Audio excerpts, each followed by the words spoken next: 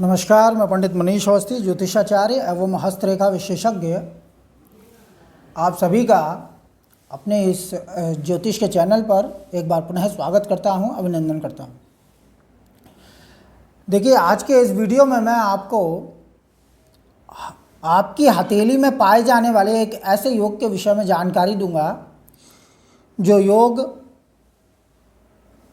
आचरणहीनता का हेतु बनता है। यानी अगर यह योग आपकी हथेली में मौजूद है तो कभी ना कभी आपके चरित्र पर उंगलियां अवश्य उठेंगी। आपको अपने जीवन काल में कभी ना कभी, अगर आप पुरुष हैं तो महिलाओं के संबंध में, और अगर कोई लड़की है या स्त्री हैं तो किसी पुरुष के कारण आपको बदनामी उठानी पड़ेगी, लांछन का योग घटित होगा। तो क्या अगर इस तरह का योग है आपकी हथेली में तो इस प्रकार की परिस्थितियां आपके जीवन में निर्मित होंगी।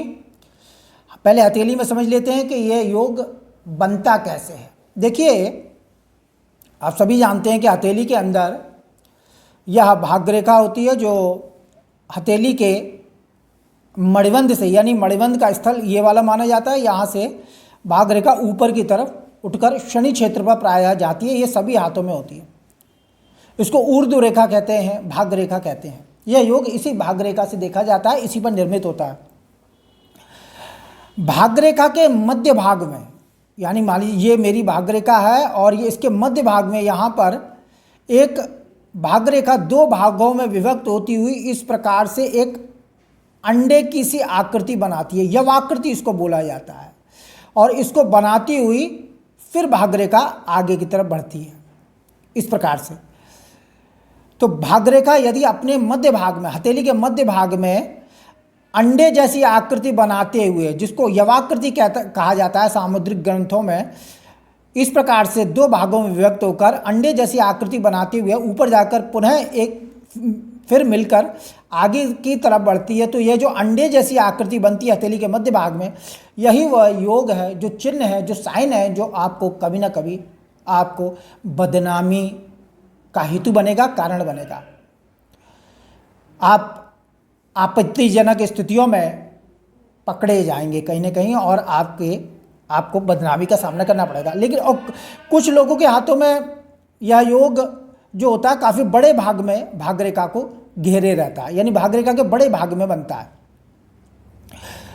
तो उनके लिए जो है वो लंबे समय तक बदनामी का सामना करना पड़ता है और उन्हें इस चीज़ से फ़र्क भी नहीं पड़ता है कि लोग और समाज और परिवार, रिश्तेदार उनके बारे में क्या सोचते हैं। वो अपनी क्रियाकलापों में संलग्न रहते हैं।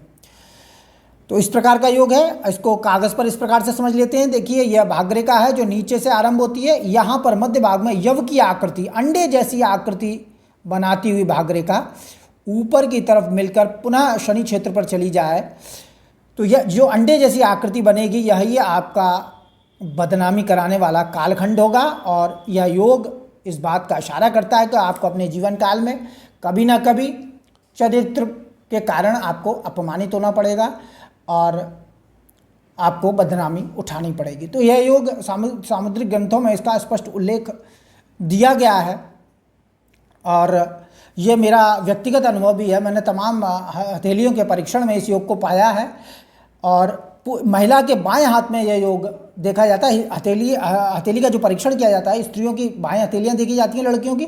पुरुषों की दाएं हथेली से फलादेश किए जाते हैं। तो पुरुषों के दाएं भाग में, दाएं हाथ में भाग्य रेखा के मध्य भाग में अंडे जैसी आकृति यानी यवाकृति का चिन्ह हो तो बदनामी का योग। महिलाओं के बाएं हाथ में मध्य भाग में भाग्य रेखा के यवाकृति का चिन्ह आचरणहीनता का संकेत देता है। तो यह योग है, प्रमुख योग है ये। और ये जितने अधिक भाग को घेरेगा, मान लीजिए अगर ये लंबा घेर लेता है काफ़ी समय तक, तो लंबे समय तक बदनामी का सामना करना पड़ता है। वैसे कम से कम थोड़ा बहुत बड़े आकार में जरूर होना चाहिए, तभी बदनामी होगी। अगर बहुत छोटे आकार में बना हो ये इस प्रकार से, बहुत छोटे आकार में, तो वो प्राय निष्प्रभावी होता है। इसलिए इसका स्पष्ट होना, बड़ा होना हथेली में बदनामी दिलाने वाला होगा।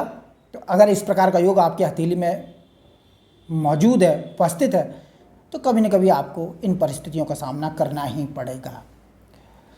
तो इस वीडियो में इतना ही। मेरा वीडियो अच्छा लगे इसे लाइक करें, शेयर करें, सब्सक्राइब करें और जनपत्र का विश्लेषण के इच्छुक हों तो नंबर डिस्क्रिप्शन में है। नमस्कार।